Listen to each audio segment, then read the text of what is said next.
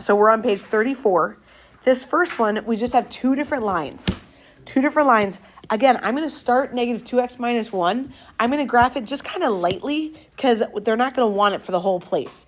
I'm going to go down 1, slope of negative 2. So I'm going to go down 2 over 1, and I'm drawing really lightly because I don't know where they're going to want it. Up 2 to the left 1.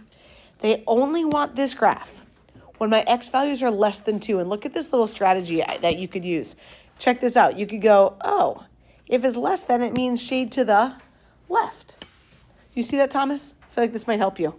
You can fill this in right here. If the arrow's going that way, boom, it means just go to the left with your line. So they care about it at 2. Here's 2, and then we're going to go to the left. And I got to get rid of all my other dots. And I'm going to draw really lightly. At 4, I'm going to draw really lightly. Slope is negative what? Slope is negative 1. So I'm going to go down 1 to the right 1. And I'm going to just draw lightly because they only care about that when my x is greater, or I could draw my little arrow to help me, if x is greater than 2. So I'm going to go to the right of 2. And that 2 is on my graph here.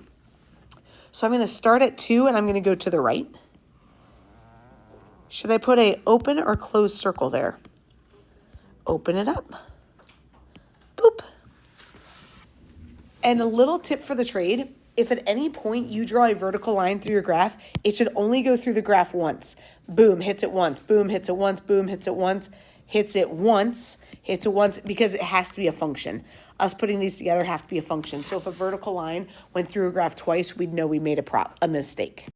This one is a trio. We got 3 of them. Y equals negative 4. The first one's going to look horizontal. I'm going to go horizontal at negative 4. And I'm drawing it on my iPad because I have an easy eraser. But they only care about that when my x is less than or equal to negative 2. Less than left. So I'd go to the left when my x is negative 2. Here's my x is negative 2. I care about everything to the left of it. So I'm going to get rid of everything to the right of it. Open or close that circle? Close it up. How are we doing this one? X minus 2. Starting down 2. Slope is 1. So I'm going to go up 1 over 1. And they only care about that from negative 2 to 2. Both of them need to be open. But at negative 2, it's already been closed. So I'm going to keep it closed. And I'm going to open it at positive 2. Boop. Last one then. Negative 2x plus 4. So lightly, I'm going to go up 4. Lightly, I'm going to show a slope of negative 2. And then I'm going to say, oh, and they only care about that when my x is greater than or equal to 2 or to the right of 2. So here's 2 on my graph. I only care about it to the right. And they said greater than or equal to, so I am going to color in that dot and get rid of the rest of my points. 2x plus 1, I'm going to start by going up 1. Slope is 2. Be careful where you draw your dots, because where do they care about it?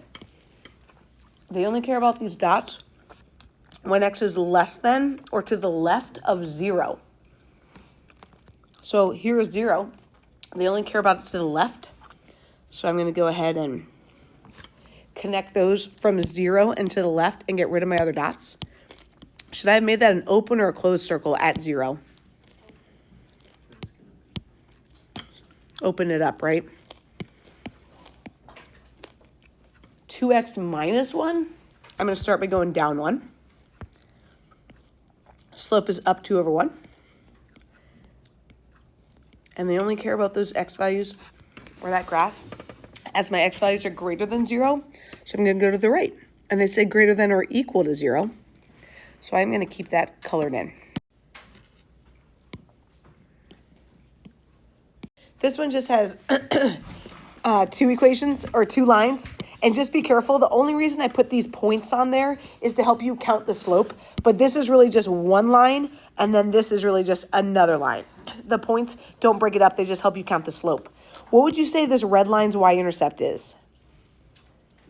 -1. And my slope?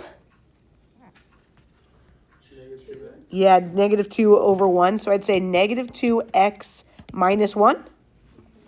Where do we care about that? If my x's are what? Less than 0. Less than 0. I'm fine with you saying less than 0. That would mean that this was an open circle though, right? So less than or equal to. You could put an or equal to, or we can throw the or equal to on the next one. One of them needs to be or equal to, the other one should not be, because we just want one closed circle on that point. So I'm good with leaving this as less than. What would this guy's equation be? I think they both be. Yeah. Good call. I'll show you why. I'll show you why. As soon as we write this, then I'll tell you why. What's this guy's y-intercept? Negative 1. Yeah, negative 1. And then my slope? 3x.